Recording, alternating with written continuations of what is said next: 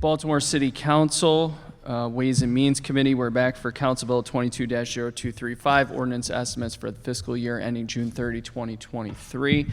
I'm Eric Costello, Councilman from the 11th District, Chair of the committee. I'm joined to my left by Councilman Mark Conway, 4th District, and to my right, Councilwoman Odette Ramos, 14th District. On behalf of the administration, we have Natasha, on behalf of Mayor Scott and the administration, we have Natasha Meehue, Nina Themlis, and Sophia G. And on behalf of Council President Nick Mosby, we have Nate Poole and Matt Stegman. Sitting to my immediate right is Matt Peters. Solicitor Shea, we're here for Law Department. Very briefly, it looks like you're going to be presenting. What I'm going to be asking first, though, is for Solicitor Shea to introduce his team. I just need a name and a position title. And then I'm going to turn it over to Councilwoman Ramos, who's going to be chairing this hearing, and then turn it back over to you all for your presentation. How many slides is the deck? It looks like it's only 7. 7? 7. Yep, just 7. All right, I'm going to ask you to keep that in the 15 to 20 minute range, and then we'll open it up for questions. Okay. Sound good? Yes, sir. Thank you, Mr. Chairman. It's a pleasure to be here. Oh, please, Mr. Solicitor, use the mic. And we've been having some audio issues with the mic, so please make sure you're 3 or 4 inches away. Okay. Clear. Yep. Thank you, Mr. Chairman. We're delighted to be here today to talk to you about our budget allocation. With me is the Deputy Solicitor, Ebony Thompson, who will make the presentation. To my immediate left is Chris Lundy, who is the Chief of the EMBU group within the Law Department. And to my right is Lisa Walden, who is Chief Counsel to the Baltimore Police Department. So I think we're ready with everything we got to answer your questions. Straggler back there? Right behind me? Oh, he snuck in. That's Chief of Staff Salisbury. Excellent. Well, he's been an absolute rock star, and Madam Deputy Solicitor, very much looking forward to working with you on the tax credit review group. With that, I'm going to turn it over to Chairwoman Ramos, and we can get started.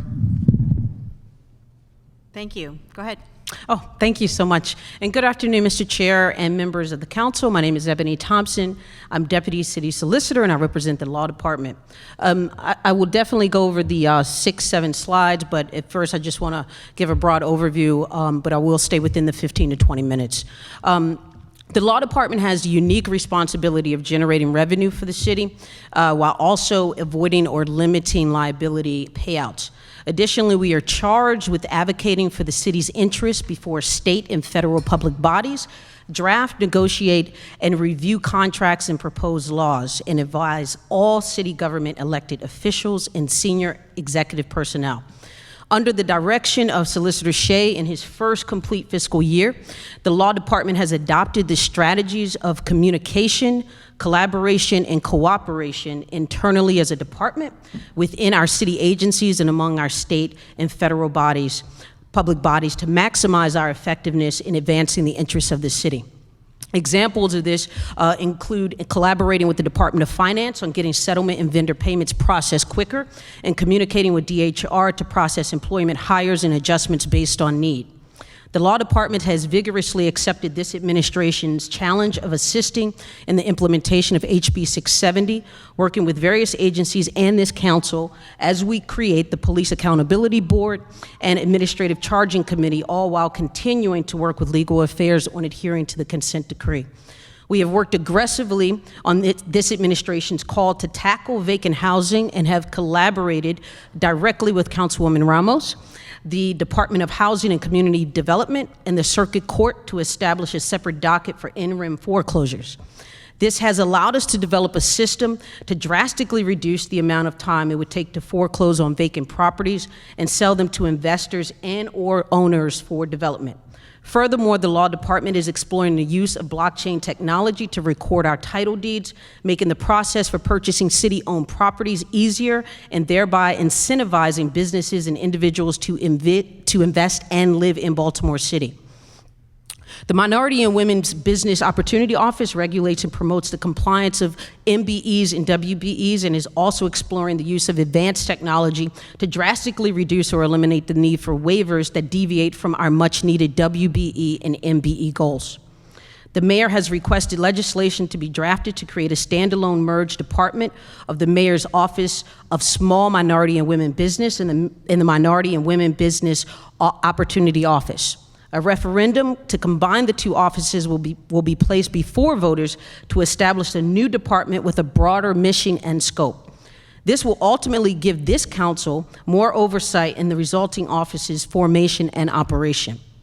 Our transactions department, highlighting contracts and advice and opinions, is consulted daily on the pending BOE items and various protests that are initiated.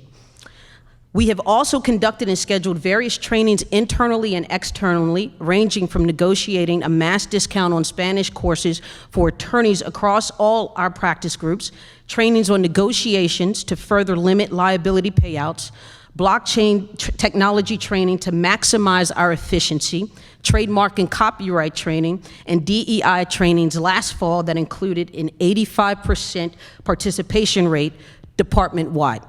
Additionally, the law department is hosting a citywide DEI event this Friday from 12 to 3 p.m. right outside City Hall, entitled Shifting the Culture, and it seeks to provide continued education for a diverse, equitable, and inclusive workforce in Baltimore City. This event will include guest speakers, local nonprofits, city departments, including OECR, Baltimore Police Department, DHR Wellness, and BCHD. And we have coordinated with the administration to provide 2 hours of administrative leave for city employees to attend the event. With that now, I'd like to walk you through our formal presentation highlighting the law department's various accomplishments and justification for the proposed budget. The first slide is the administration law. This is service number 860.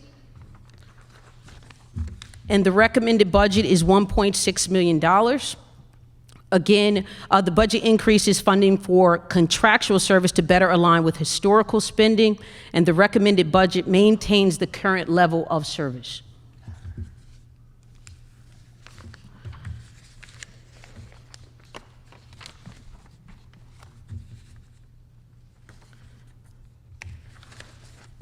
The next slide highlights controversies. This is service number 861 with the recommended fiscal 2022 budget of $8.3 million. Again, and this is going to include general litigation, labor and employment, land use, collections, and pre-litigation claims. I'd like to highlight the output in terms of the percent of repayment versus amount negotiated for collection cases. In FY 2021, the target was 105, the actual was 90%, and our target is 98%. Excuse me. In effectiveness, the percent of clients rating services good or excellent, we have exceeded that by 96% with FY 2022 target of 95%.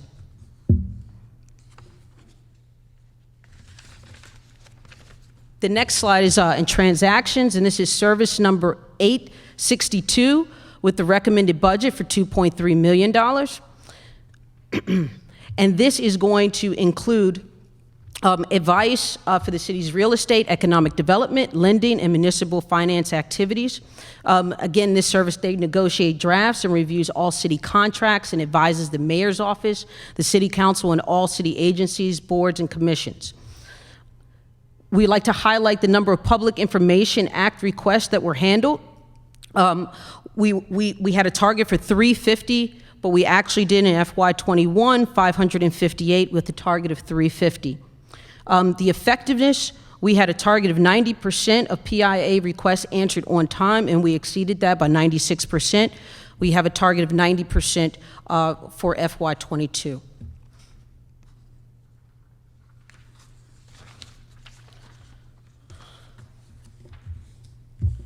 The next slide is for IMBO, and again, I want to highlight that this is going to be a placeholder.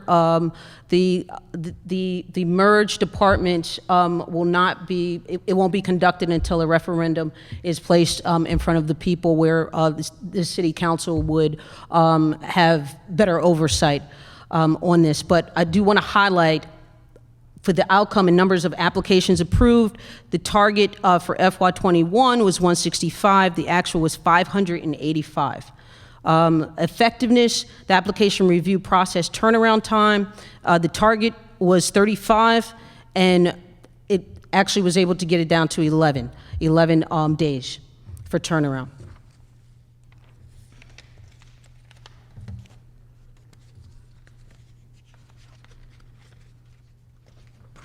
The next slide is for police legal affairs.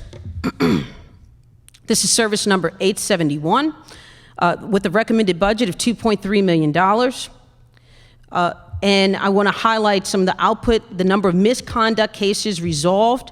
FY target was 200, FY21 actual was 205, and effectiveness with percent of cases resolved prior to hearing, we had a goal of 90%. With FY21 actual was 97%. Last but certainly not least, we have the workers' compensation practice, service number 872, and our recommended budget ask is $5.8 million. I would like to highlight here the output, the number of claims handled each year. The target was 4,000. The ones we actually claims that we handled was 2,800. It was down last year. And effectiveness, percent of yes or no issues tried and won. We had a target of 5%, and we exceeded that tremendously by 39%. And with that, I would like to open it up to questions for this council. Thank you very much for your presentation. Really appreciate it. Council, I have a bunch of questions. Do you have any questions? Okay. Great, thank you. So my first question is, well, first of all, I just want to reiterate, thank you very much for allowing me to be a part of the negotiations around the judicial interim process. This is a game changer. This is huge for us to be able to make sure that we're getting properties from private owners who are not doing anything with them into the city's hands and into productive use. This is critical, and being in the conversations with Judge Carrion has just been really amazing. So I really thank you for that, and also City Administrator for that. It's been great, and we have a long way to go to make it all work, but we're getting there, and I really appreciate it. So thanks for your partnership on that. I have a couple of questions that are somewhat related, but not completely related. I had. First of all, I also want to say thanks for adding money for MBU. This is something that we talked about last year also, making sure that you had the capacity to do what you need to do, and then extra stuff that we're going to ask you to do. So can you talk a little bit about, Chief Lundy, about that capacity, that added capacity? It looks like you're doubling capacity here, and what that's going to look like. And can you also give us an update on where the disparity study is? Sure thing. Thank you, Councilperson Ramos. In terms of the budget, I'm extremely appreciative of the commitment the administration's made to MBU and to the MBE and WB business community. I think this is going to be really transformative for Baltimore. So one of the things that we're initially going to be able to do is right now our certification team is comprised of 2 temporary employees. We're going to be able to bring them on as full-time city employees. Okay, great. So that's definitely the beginning of the capacity we need to do that. We're adding another compliance officer. They're going to be doing contract compliance primarily. Right now, we've been down, and we are still down, but we have secured somebody that's going to be starting in a couple weeks as a program compliance officer 1. And that's going to allow us to have a much more robust compliance team to look at all of these contracts that are coming through for BOE approval on both the BOP and agency side. Right now, we've been really taxed without that compliance officer 1, with my Deputy Stephen Campbell diligently taking on primarily all the agency work for quite a bit of time, and we've been splitting the BOP work between 2 of the compliance officers.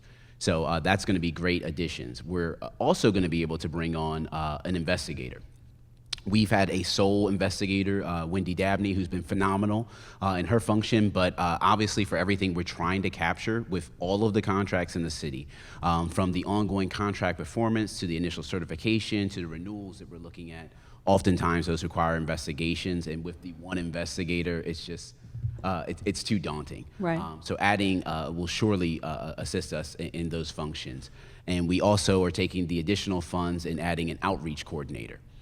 We've seen that outreach is paramount in our ability to get people to understand the value of being certified to work with the city. And again, because of the small staffing, to ask people to do that in conjunction with their primary duties. We surely do that, and everybody's enthusiastic to do so, but having somebody who's primarily tasked with just overseeing our outreach efforts and some of the collaboration with the partners that we have in the business community is really going to allow us to do even more to let people know about certification and to assist them throughout the process. So I'm really looking forward to the additional resources coming on board and also filling the vacancies that we have. I think it's going to really allow us to do a lot more in terms of compliance and outreach, and we have a lot of excitement with the merger of the things we'll be able to do, because now we won't just obviously be doing that piece, we'll also be doing some of that development, and we already have some fantastic things in place in the mayor's office that they've been doing with SourceLink to develop businesses, but one thing I've found thus far is that people are not as aware as they should be of the resources that already exist within the city. So again, we're going to be doing that communication and outreach to make sure people really understand the benefits they can already get from working with the city and being certified. So you'll add a Spanish speaker, I'm imagining, to your team, because we do have a lot of Spanish-speaking MBEs. For sure, yeah, that's definitely the goal. Our investigator took the step of beginning Spanish study and wants to continue on, and we're working on trying to get her registered to continue to do so, because our goal is surely inclusivity at all turns. So we don't want anyone to feel like they're left out, and anyone that runs into any issues with the process, we're surely here to try to assist them in any way we can. Great, thank you. And then the disparity study, where are we on that? My apologies. And as far as the disparity study, we're in the final stages. I'm awaiting the final chapters for review currently. We are a little bit behind, unfortunately. They ran into some issues when they were doing some of the survey work. But what they were able to do was actually add in some focus groups that they were not planning to do, and that was something we were going to do at MBU as part of our annual plan. But we were able to actually sit down and now have focus groups that involved all of the MBEs and WBEs, and then finite groups of LGBTQ+, veterans groups, and they were really able to get that feedback about what they're missing from my office in particular, but generally the procurement process. But the disparity study should be coming within the next 2 months for sure. We're going to have a presentation that's going to really detail. The preliminary results that I've seen surely reflect our commitment thus far as a city to participation, but we still surely have a lot more to go, and it really, the beautiful thing it'll do with the data is highlight where we need to pinpoint our efforts with that outreach, because there are some sectors where we really don't have proper representation. Yeah, thank you. Just want to acknowledge Councilman Stokes joining in, and I have one more question in that regard, and then Councilman, I'll get to you in just a second. So tell us about this merger and why we need a charter amendment. This is the first that, I mean, I read it in the budget, but I wanted to get a little bit more details. Oh, sure thing. So because this will be establishing a new agency of the city, it has to be then put in via the charter as an amendment and put to the people to show that there is actually a necessity. I didn't think that we needed to do a charter amendment to create agencies.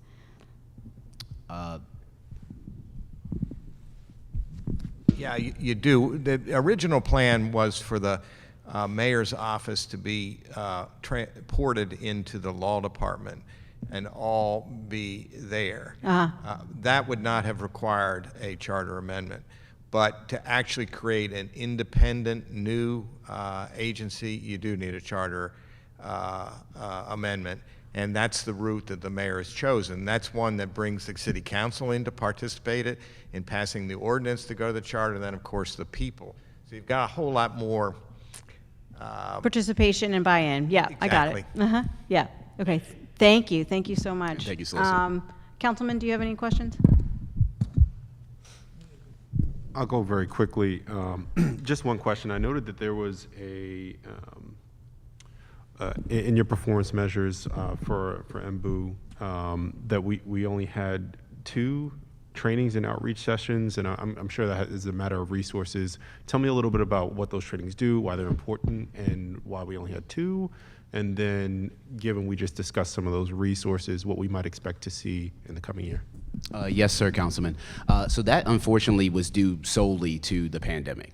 And frankly, not utilizing our virtual resources as much as we were still trying to get our feet under us through the pandemic. But we've really done an excellent job now that we've returned and that we've been able to utilize those resources of having well over a dozen trainings even just since August. We continue to do trainings and outreach both internally and externally to really, internally to build partnerships with the agencies and really get great contract monitoring on their part. People like DOT, they're doing an excellent job of making sure they have the information about their contracts before there's any sort of substitutions or additions requested. And also BSIT, they've been doing an excellent job since we were before the BOE in the fall regarding the Motorola contract of completely breaking down that contract in collaboration with my office and weekly meetings to come up with more opportunities for MBEs and WBEs.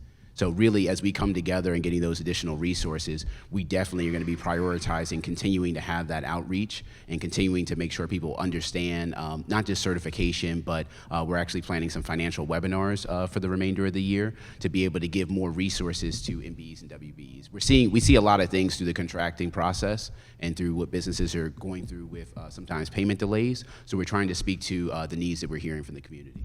That's very helpful, and that doesn't surprise me. I also noticed that we are increasing our target from 2022 from 10 to 15 in 2023. So we expect to see some significant changes, right? Yes, that's correct. We're really working to continuously have outreach as much as we can to attend local events. We work very closely with the Maryland-Washington Minority Companies Association, and going to a lot of their larger outreach events that have happened at Maryland Live, to be able to. We actually have one coming up. I believe it's going to be on June 10th in Howard County with Howard Hughes Corporation. They're putting on a minority outreach fair, and whenever we have the opportunity to be around businesses, we really try to get there and make sure we can get our information out there. Awesome. Thank you. You're Thank you, welcome. Madam Chair. Great, thank you. Go ahead. City Solicitor Jim Shea, first of all, how you doing?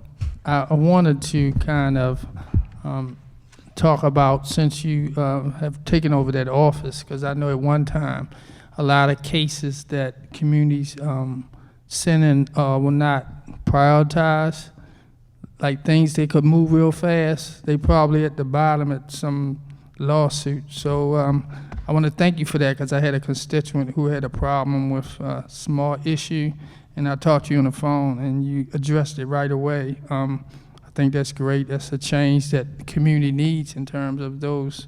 I mean, even if it's a city truck hit a fence, people had to wait so long before they heard back from the city to get it resolved. So that was good. Also, I just want to acknowledge that back then when we had back on Chase Street, we had I forgot what it's called. I don't know if I'm going to call a guy a sniper, but one of our retired servicemen, what happened was the officers used his house trying to get to this particular person, and they kind of tore his house up. I mean, they actually tore it up. I went there, and at that time, Ms. Dana Moore also was very instrumental in moving it along, and he is still happy for that, and I want to acknowledge the office for, again, prioritizing those kind of small things that the community see and always got to wait so long. So I just want to share that with you, and thank you and your staff for that. Appreciate it. Thank you, Councilman, and to answer your first question, I'm doing okay. And thank you for your intervention. The people in your district are well served to have you as their council person, and it helps us when you call and direct us to where there are problems. I hope often we can clear up miscommunications and things like that, but we really are motivated when one of you call, and so it's a good thing. Thank you. Thank you. So I have a couple of other questions and then ask my colleagues if they have others. I'm on page 324 in the book under transactions. We value the opinions of our law department colleagues who come before us to give bill reports. They are short-staffed. What is the plan to make sure that we have others to support them?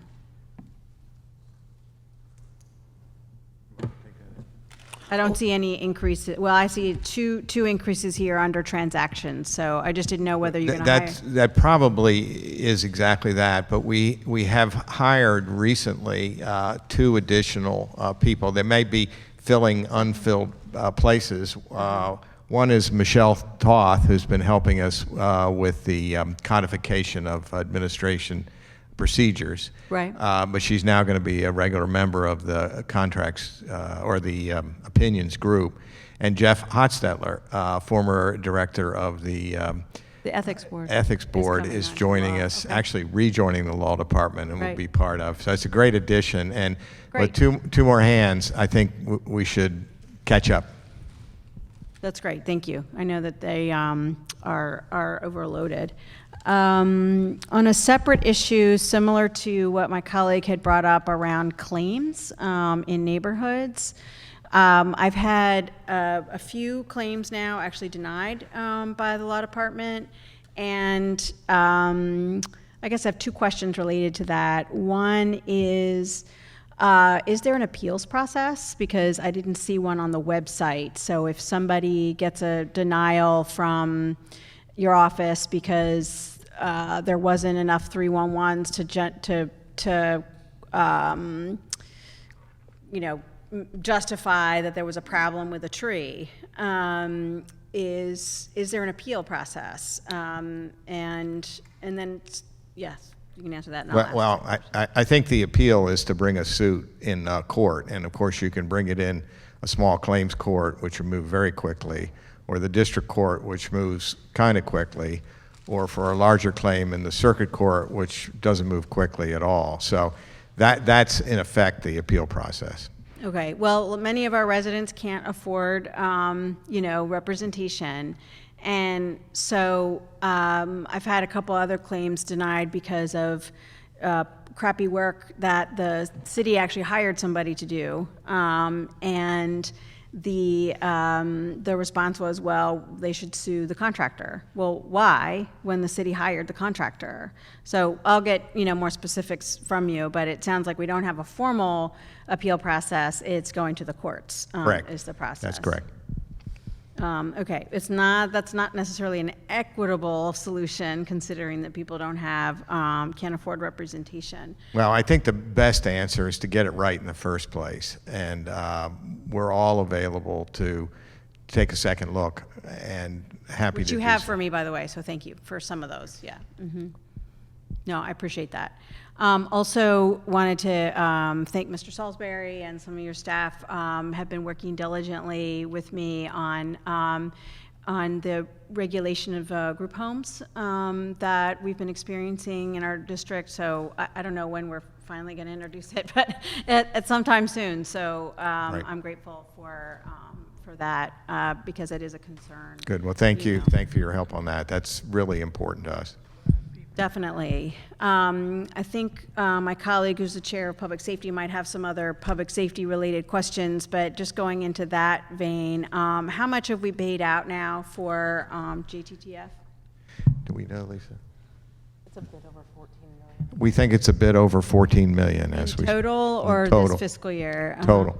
This year, it's actually been a lot less this year. It's not because of the new solicitor, believe me. And then related to that, I mean, obviously there was some discussion about it in Board of Estimates this morning. There are a few cases still left related to Yes. that? I believe we have approximately 6, is that correct, Lisa? 4 in federal and 2 in... That's roughly right as of this moment. The challenge with the GTTF cases, as I hope has been shared, there's no particular backstop end to them. So while most of the types... There's no statute of limitations, are you saying? There is a statute of limitations, and it bars many of the claims that could be brought based on the GTTF conduct. But one of the common claims is this idea that a person was wrongfully convicted. So, you know, the fact pattern where GTTF officer planted contraband in my car, I went to prison for that. The statute of limitations for that claim doesn't begin running until that person is released from prison. And so to the extent that there is an ongoing review of those cases that could bring about that result, the person's limitations window begins running upon release. So we don't know with certainty at this point when those claims will be done. Yeah, correct.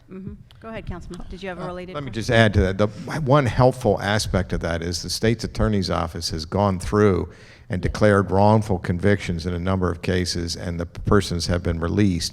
So the actual number of people who are still in jail who have a claim for wrongful conviction is lower than you would anticipate from the mere passage of time because of the intervention of the state's attorney's office. Okay.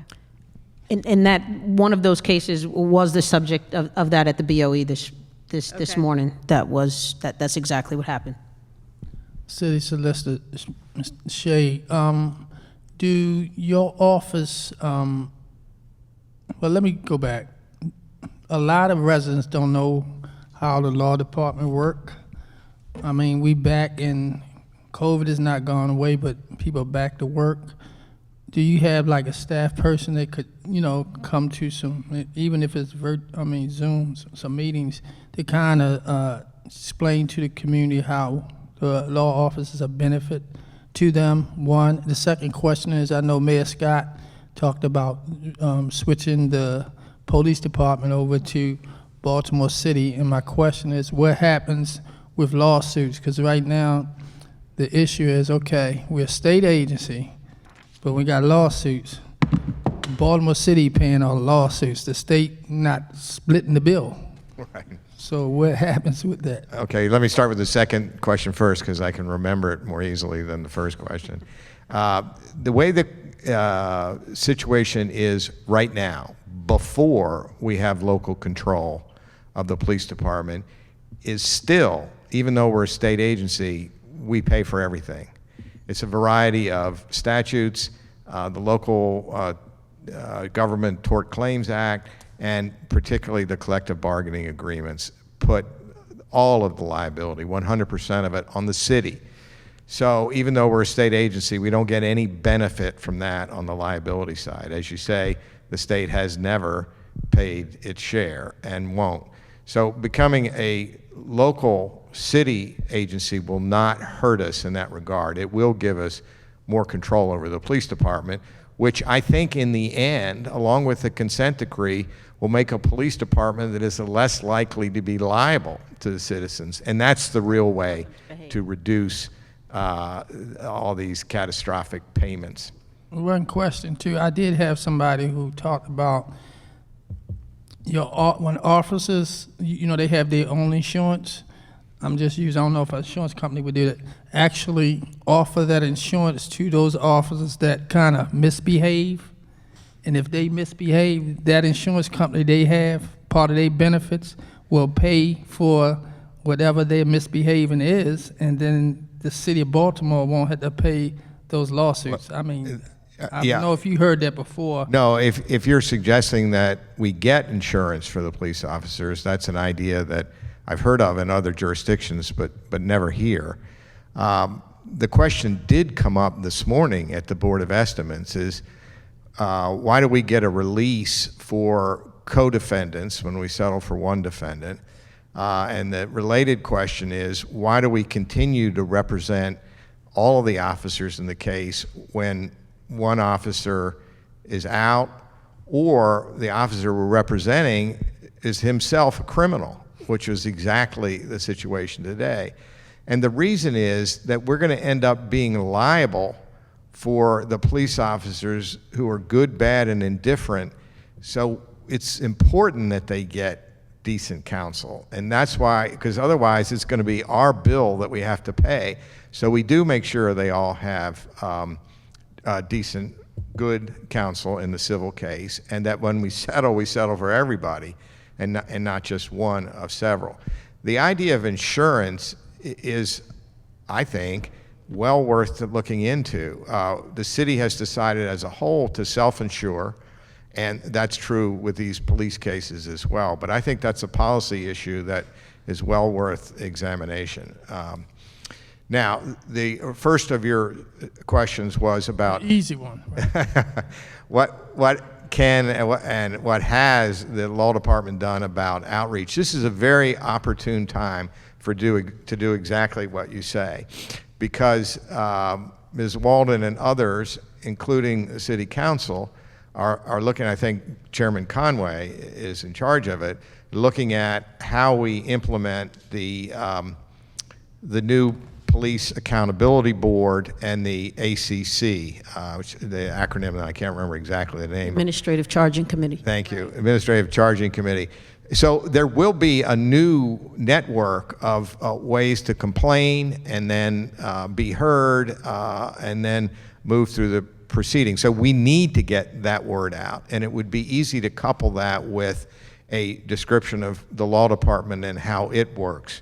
Because I'm sure you do too on other subjects, but I get calls from just people in the public saying, "You're the law department, can you help me? Who are you? What do you do?" So that would also be of assistance, I think, to all of us. I just want to acknowledge Councilwoman Porter as well. Do you have some questions, Councilwoman? Ma'am, thank Sure, you. Thank sure, you, go Madam ahead. Chair. Thank you. Sorry, I'm late to the hearing, but I did have one question. I'm not sure if Councilman Burnett's question was asked.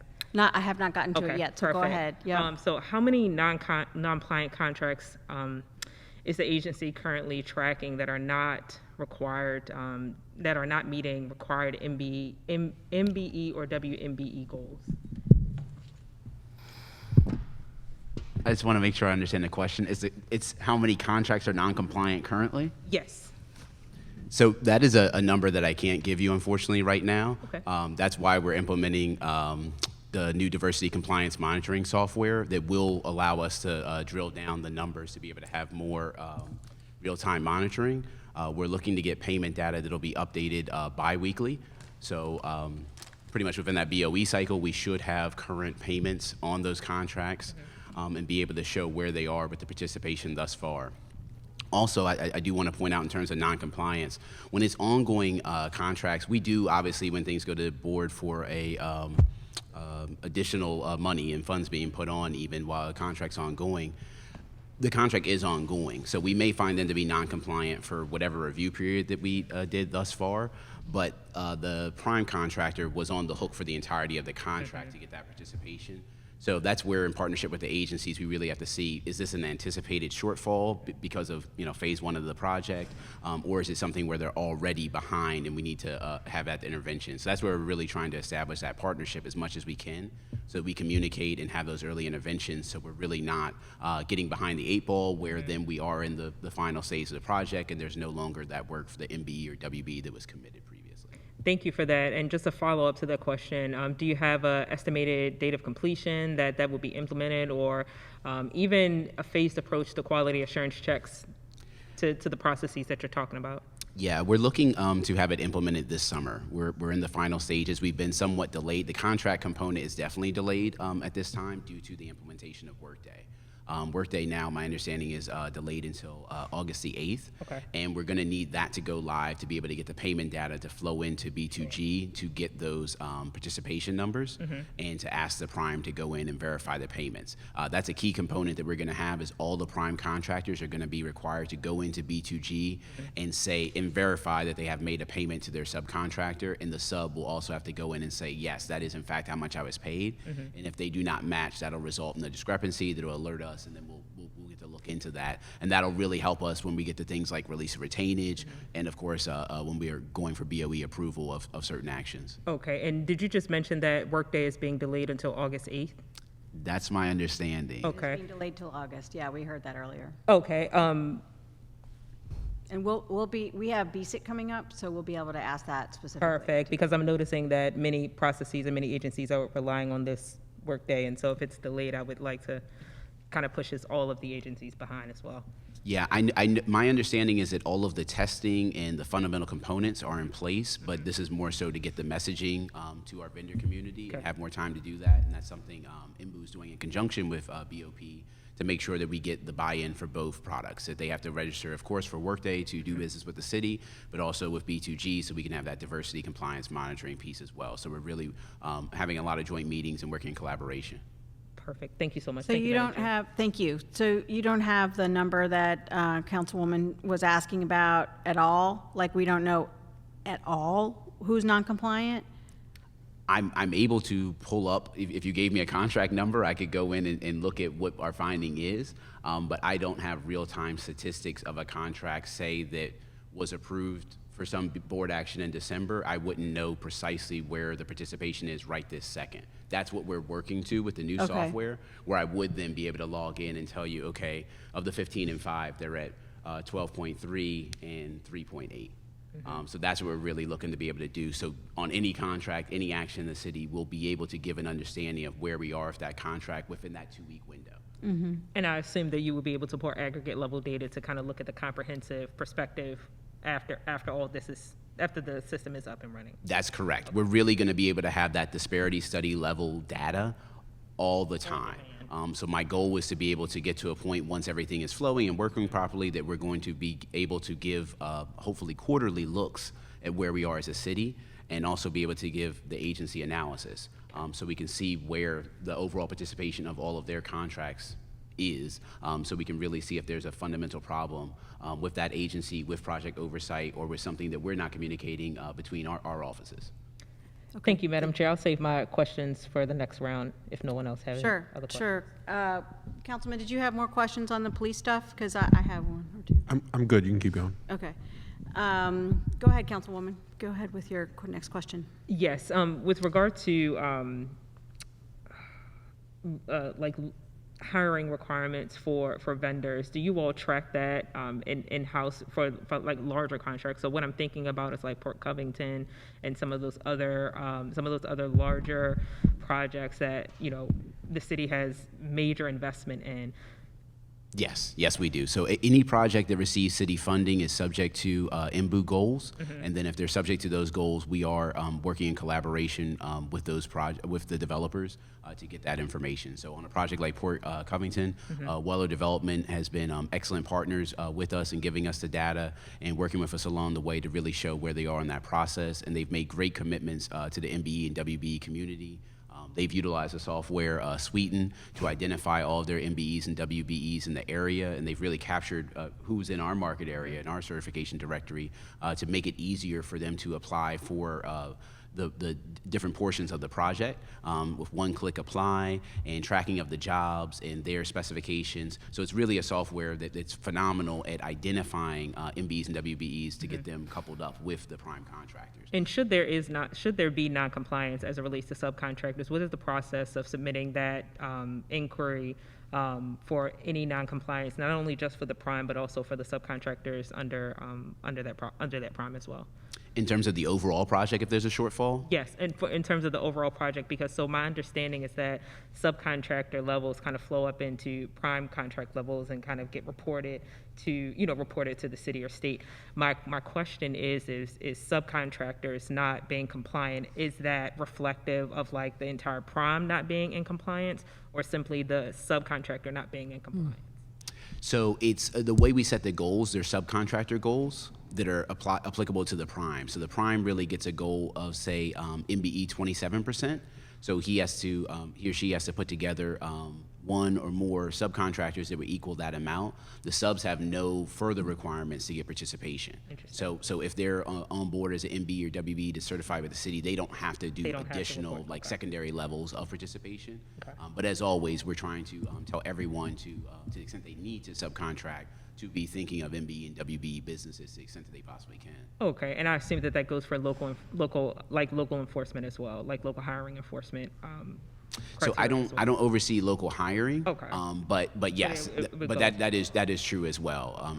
We're trying to emphasize that at all levels. Okay. And if we were to get to the end of a project that is a static project that has no more phases, that's where we would have to consider what would be the appropriate action and bring it to the attention of your body, the administration, in terms of people that receive city funds and really fell short.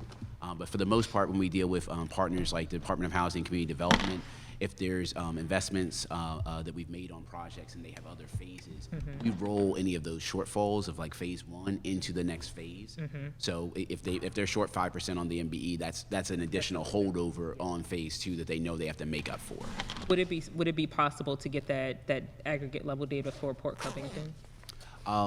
I can definitely provide you with an update. I know we have some documents now that we're in the process of reviewing of the progress thus far. Yep. So when we get those findings, I would have no problem sharing them. Thank you. Would I'd you like that as a formal request? please. Okay, Matthew, you've got that written down. Sophia, you have that written down?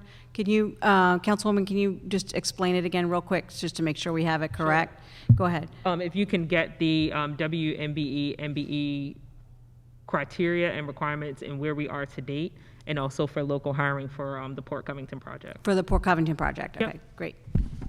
And I just want to reiterate, I do not oversee the local Yeah, no, hiring. yeah, I'm gonna- but yeah, I no will be able to worries. provide you with all the MBE and WBE Sure. to date. Understood. And it will just be a little bit of time because I want to give you the most up-to-date information. And Wonderful. I know we have data right now that we're in the process of reviewing. Okay. Unfortunately, this has been delayed. That's fine, thank you very much. Thank you very much, Madam Chair. Yeah, want to acknowledge Councilman Dorsey from the 3rd District coming into the hearing. So I have another question from Councilman Burnett. Obviously, he's not here for for a very important reason, is going back to what I had talked a little bit about around the claims. So how much have we paid out in terms of claims relative to potholes, damage to cars from trees or light poles, damage to, not, so there would be 2 asks, damage to city property because of some event, accident, whatever, or crash, and then damages to personal property, how much have we paid out, and then, regarding that as well, I mean, we don't want to keep paying the stuff out. So what are the law department's, recommendations then for remedies? We'll get you all of that data. Do you want just property damage? Because there are also bodily injury claims that. Yes. So you want both. You want. You want to add to that, Councilman? I think you should get yeah. both. Yeah. So we want, and Matt, so help me with us. So we want claims paid out for the past couple of fiscal years on personal property, bodily injury as well, something separate, right? And then the cost to the city. The damage to city property. Damage to is city what- property. Yeah. If Okay. I can, Yeah. I guess I won't surprise you to say I don't have those numbers in my head, but That's we. okay, that's yeah. why we're going to make a formal request. Councilman Dorsey, did you want to add to that? yeah, the damage to city claim, the damage to city-owned property is a really big can of worms. Mara and I have worked on this extensively with some other folks. It's something that I've inquired about here kind of year after year. The issue is that it's information that is held and inconsistently and perhaps poorly at the agency level. It's not something that law actually has at its fingertips. Because it means that each agency has to account, for example, of every linear foot of guardrail, if you're talking about DOT, or each fire hydrant at DPW. It's a huge compiled list. In fact, just in the last few weeks, before he left to work in a different state, I was having a conversation with Charlie Murphy at Rec and Parks about similarly collecting this kind of data on street trees that are hit by cars, which carry an immense value in and of themselves. What I can tell you is that right now we are amassing about $6 to $8 million in damage to city-owned property. That is fixed objects. That does not include vehicles that are owned by the city being hit. Just in fixed objects, it's $6 to $8 million in damages that we are incurring on an annual basis, and the law department is recouping, I would say, about less than 1% of that total value. That is the extent to which we encounter people hitting things and leaving the scene, and us not having any capacity to pin it on any particular person. It's an incredibly, incredibly abysmal rate of recouping our losses on it.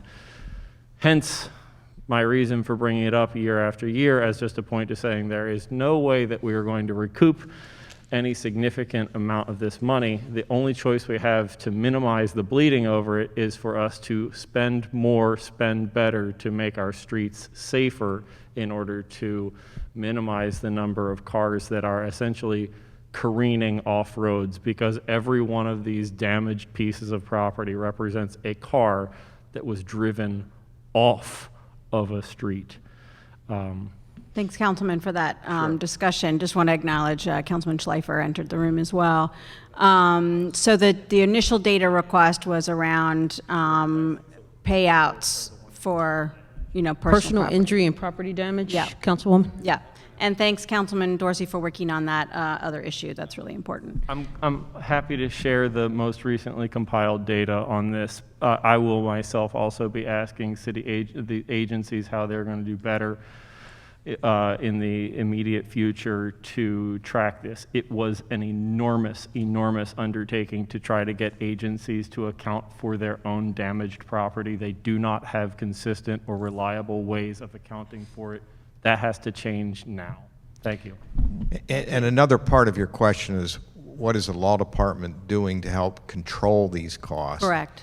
And there are a couple things in process there.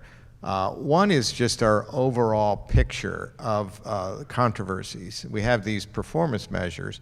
And for me, the most important performance measure for litigators is how much are we paying out? Now, you can't change the facts. So sometimes you have to pay out a large number, and it's not because you haven't done good legal work, it's because the facts are bad. But over time, those things equal out. And I think what we'd like to know is how effective is our lawyering, both going to trial and litigating and then settling. So we're looking at performance measures that would take into account over time, because some years are better than others, but over time, what's the curve of performance on our litigation, both internally, handled internally, as well as externally. The other thing we've been doing, really at the instance of the controller, who at BOE would quite regularly say, okay, that's fine, there was a pothole or a manhole cover that was displaced. A, has somebody gone out there and fixed it?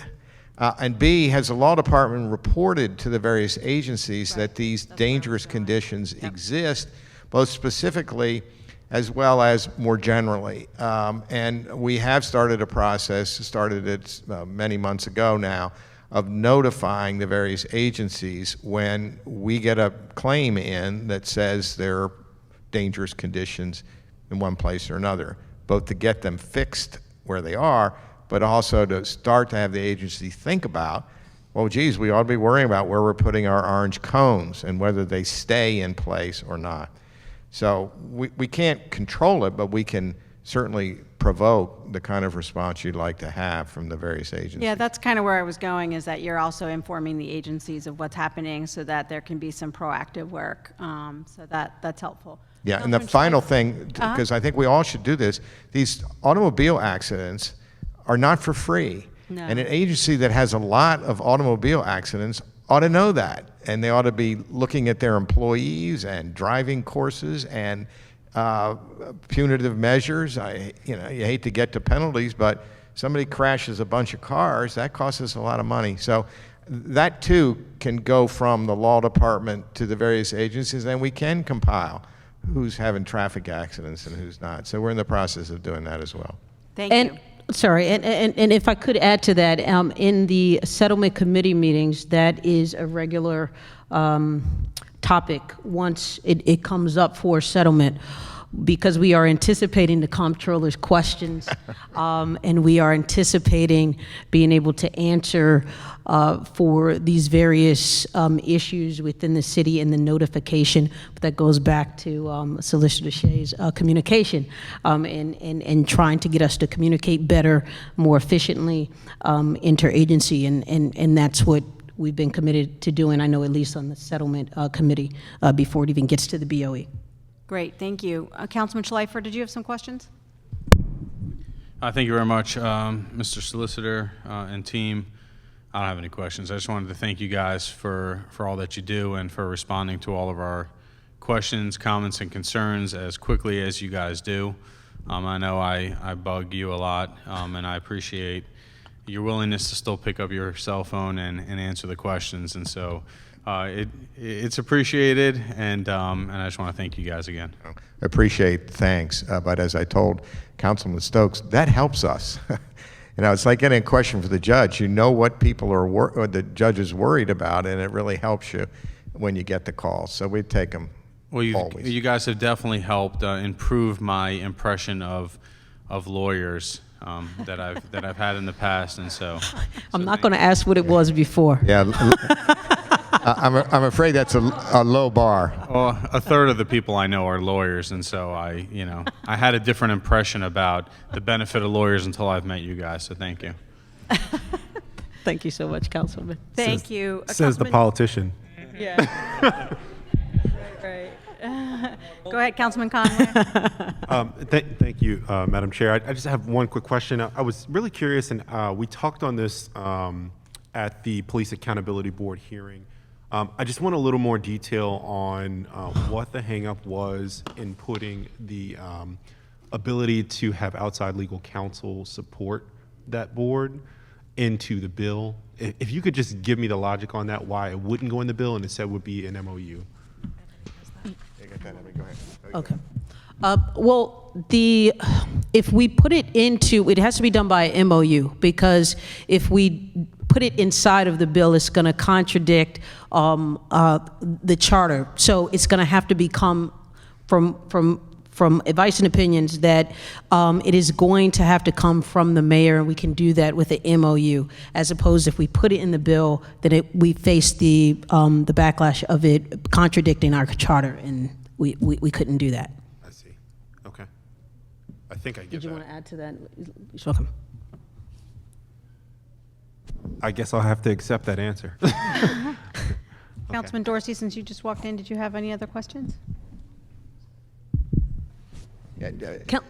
Councilman Conway, just to be clear, the charter requires that the solicitor select counsel and makes a decision to select counsel. So if you put it in an ordinance and somebody else had that obligation, or the decision was in effect made without the solicitor's input,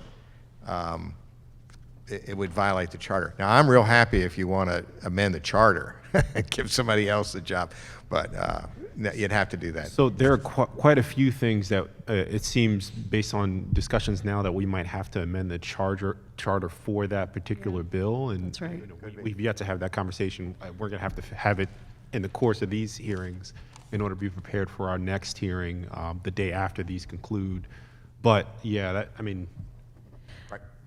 And Councilman, just to, in full disclosure, we've been discussing this with advice and opinions, and we do want to be careful in terms of amending the charters to just to ensure that each time that we want something done to go back to the charter. And then we are also up against a time issue, specifically with the PAB. If we go to amend the charter, we're bumping up against that time, and I know July 1 is our date. And while we have allocated measures, with the OECR taking on some of the complaints, if the PAB is not set up, we don't want to take advantage of that, and we want to do our best to adhere to that. So some of the things that we're thinking about is how we can accomplish some of the goals that we want to accomplish without necessarily doing that. And that's another topic of conversations that we're having, and that, again, I would love to make it a discussion at our next hearing, as we've always done. So I just wanted to give you a heads up on some of the thoughts that we're having in some of the conversations, and of course want to include the council in that as well. So we'll need to actually meet offline about this. Great. Just because for the next hearing, I would like to be able to put a bow on it. Just as a matter of timing. Now, we of course could squeeze in another meeting, but who knows what could happen between now and then. So I'll put it upon myself and my team to reconnect with you guys on this bill in the midst of the budget hearings. So. And it is a priority with the law department, so I will make myself available so that we can have that discussion offline, sir. Okay, thank you. Go ahead, Dorsey. Thank you. Stephen and I spoke about this last week, but I just can't recall. Can you tell me, well, first of all, I want to acknowledge that Vic Turvola was an excellent member of the law department and an excellent public servant, and was always a wonderful pleasure to work with as a member of the council. I think I walked into his office literally my second day in City Hall, just like walking down the hall, just like, I'm going to go and introduce myself to random people. And Vic happened to be at the very end of the hall and in his office. Vic was really wonderful and will be missed. Vic was in charge of the APA implementation for the law department. Who has that been handed off to now? Is that Jeff? Michelle Toth has proven very capable. She was an assistant to Vic, and I think she'll take over the project, all under the supervision of Elena DePietro, who's the head of the group. Great. And do we have any sense of kind of how things are going with that? Well, it's, it was one of the things that I started worrying about on January 12th. I was appointed on the 11th of 2021, and I'm still worried about it. It's a gargantuan task, sprawling, and we're at the mercy of the agencies getting their act together and, frankly, finding their regulations, which are in drawers and cabinets and so forth. So I think we have it well in hand. Based on what we know, but what we don't know, we don't know. So stay tuned. Can we get a status update? Sure. Accounting for each agency, Sure. Kind of where they stand on submitting regulations. Basically, I'd like to know the confirmation from the law department if you have received whatever an agency says that they have to provide, or in the absence of them providing something, if you are done believing they might have something, right? Because at this point the time has come, right? That their time to submit old regulations has passed. Yes. That ship has sailed. Yes. And then where things stand, I'd like to know where things stand with new regulations that have been through the process, because I'm looking at the Cobra site. I'm just so proud of that one. Yeah. The Cobra site, and seeing that I'm pretty sure that there are things that have gone through the process that are not yet posted to Cobra. I'll and I check want on to know that. if they're stuck with the law department or DLR. All right. I don't know either. My general impression is that we're in pretty good shape on new regulations. Yeah, I think in general, I think that DOT did like a street cuts regulation sometime not too long ago. Maybe I'm wrong about that, but No, I I don't think- see any street cuts on here. Okay. Well, So, Councilman, I just want to make sure we have your request properly outlined for Matt and for Sophia. So can you repeat just in a Sure. sentence? An all-agency account of the status of submission of